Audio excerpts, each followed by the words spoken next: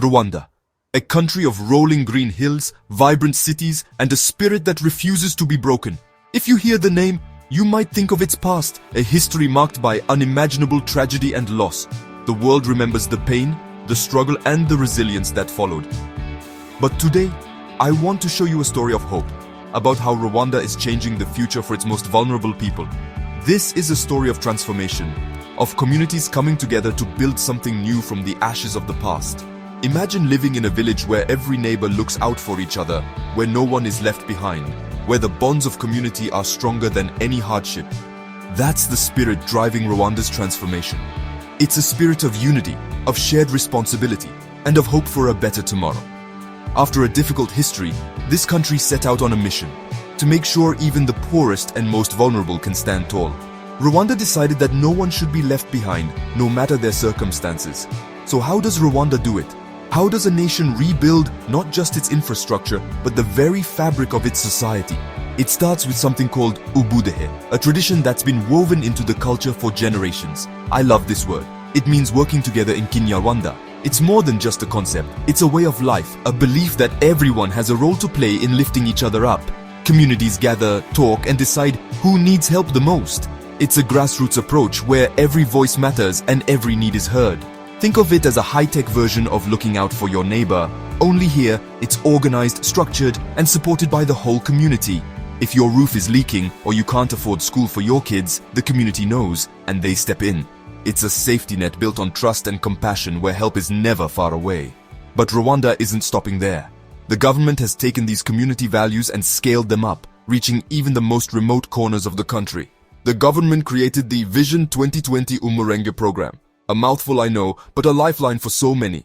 This ambitious initiative is designed to break the cycle of poverty and give everyone a fair shot at a better life. It's basically a safety net, but it's more than just financial aid. It's a comprehensive support system that addresses the root causes of poverty. They give vulnerable families direct cash support, health insurance, and access to essential services that many once thought were out of reach.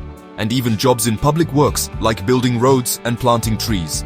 These projects don't just provide income, they build the infrastructure that connects communities and creates new opportunities. These aren't just handouts. They're a way for people to build better lives, on their own terms. Skills training, small business support, and education are all part of the package. And you know what's amazing? It's working. Families are thriving, children are smiling, and hope is returning to places that once knew only hardship. Over the past decade, millions have been lifted out of poverty. The numbers are impressive, but the real story is in the lives changed and the dreams rekindled. Kids who once had to skip school because of fees can now sit in classrooms, learning, laughing, and imagining a future full of possibilities. Mothers can get medical care when they need it. No longer do families have to choose between food and medicine. Rwanda's health insurance program covers over 90% of the population, one of the highest rates in all of Africa. This means fewer preventable deaths, healthier children, and stronger communities. Of course, there's still work to do. Challenges remain, and progress is never a straight line. Not everyone has reached the finish line yet.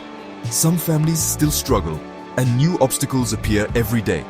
But Rwanda proves that with unity, purpose, and a whole lot of heart, even the smallest country can make a massive difference. The journey isn't over, but the direction is clear. So the next time you hear about Rwanda, I hope you remember not just its past, but its courage and compassion today.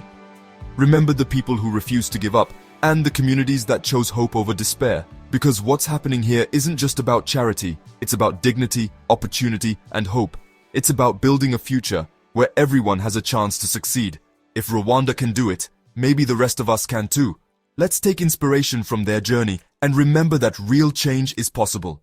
One community, one family, one act of kindness at a time. Thanks for watching.